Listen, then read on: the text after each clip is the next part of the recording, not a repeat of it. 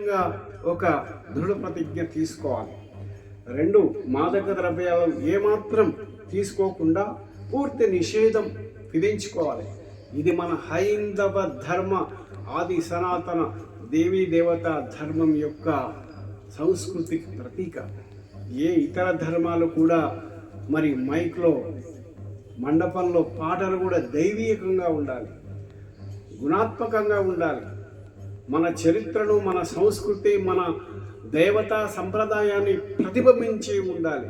కానీ ఈనాడు దానికి విరుద్ధంగా ఎలాంటి డీజే సాంగ్స్, డిస్కో సాంగ్స్, మరి లౌకిక ఆకర్షణమైన పాటలు పెట్టరాదని మనం ఒక దృఢ సంకల్పం చేయాలి.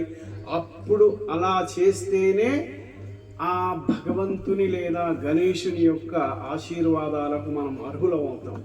లేదా దానికి బదులుగా వికర్మలు అంటే పాప భారం తలపై ఉంచుకునే అలాంటి వికర్మలు మనం చేయకూడదని మనల్ని మనం హెచ్చరించుకుందాం.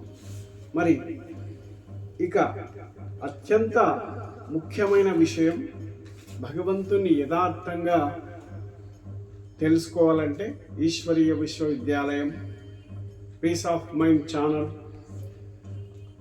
మరి యోగా ఛానల్స్ ద్వారా మరింత విషయంగా ఒకే ఒక విషయం తెలుసుకోవాలి. ఒకటి, మానవ జీవిత లక్ష్యం మానవుడి నుంచి దైవత్వంలోకి ఎదగడం. ఈనాడు స్థూలంగా డబ్బు, తనువు, మనసు, ధనం ద్వారా ఎన్ని సంపాదించినా కానీ పుణ్యకర్మ సంపాదించడమే మానవ జీవిత లక్ష్యం. ఆ పుణ్యకర్మ ఒకటి భగవంతుని యొక్క స్మృతి అంటే జ్ఞాపకం, తపస్సు లేదా అతని గురించి పరితపన చెందడం. 2, మరణ చింతన ద్వారా భగవంతుని యొక్క ఆనందంలో ఉండడం. 2, ధారణ అంటే భగవంతుని గుణాలను గానం చేయడం, అతని పాటలు పాడడం, అతని యొక్క సంగీతంలో లీనం కావడం.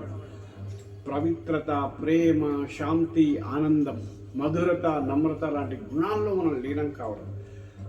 చివరిది సేవ. భగవంతుని సేవలో అతని యొక్క తన సమానంగా మంచి ఇతరులకు పాజిటివ్, ఇతరులకు శుభ సంకల్పాలను అందించడం. ఇలాంటి 4 లక్షణాలను ప్రతిరోజు మనం పొందాలంటే ఉదయం లేవగానే భగవంతుని స్మృతి కలిగి ఉండాలి. భోజనం చేసేటప్పుడు అదే స్థితి ఉండాలి, భగవంతుని స్మృతిలో తీసుకోవాలి. నిద్రించే ముందు కూడా భగవంతుని స్మృతితో పడుకోవాలి. అప్పుడే మన జీవితం యథార్థం. ఈ రాక్షసత్వ మాయ, ఈ ఎలుక లాంటి, మూషిక లాంటి మహామాయలు మనల్ని ఏం చేయలేవు. సదా భగవంతుని తోడు నీడ, మనం సదా ఈశ్వరుని యొక్క అనుగ్రహం పొందాలంటే భగవంతుని గుణగానాల్లో లీనమై మనం సదా ఈ విధంగా మనం యోగ మంత్రాన్ని పఠిద్దాం. అహం ఆత్మస్వరూపః మత్పిత శివ పరమాత్మః మద్గృహ పరం ధామః మద్లక్షః దేవీ దేవతః. ఓం శాంతి. నేను ఒక శాంతి స్వరూపాన్ని, ఒక మహాజ్యోతిని, 2 కనుల మధ్య మెరిసే నక్షత్రాన్ని, నా ఆత్మిక తల్లి, తండ్రి, సద్గురువు, సర్వధర్మాలకు బ్రహ్మ, విష్ణు, శంకరులకు కూడా తండ్రి అయిన ఆ పరమశివుడు ఈ భారతదేశంలో అవతరించి సమస్త విశ్వాన్ని, ముఖ్యంగా భారతదేశంలో ఉండే మానవులైన హిందువులను, సర్వధర్మాల వారిని దేవీ దేవతలుగా తయారు చేస్తున్నాడు. దానికి నేను నా శక్తి అనుసారంగా ఆ భగవంతుని శక్తిని గ్రహించి నాతో పాటు నా తోటి సమాజాన్ని, నాతో పాటు నా దేశాన్ని, నా రాష్ట్రాన్ని, సమస్త విశ్వానికి శాంతిని, ఆనందాన్ని ప్రసాదిస్తూ సమస్త ప్రపంచం తిరిగి స్వర్ణిమయుగంగా కావాలని సంకల్పం చేస్తున్నాను.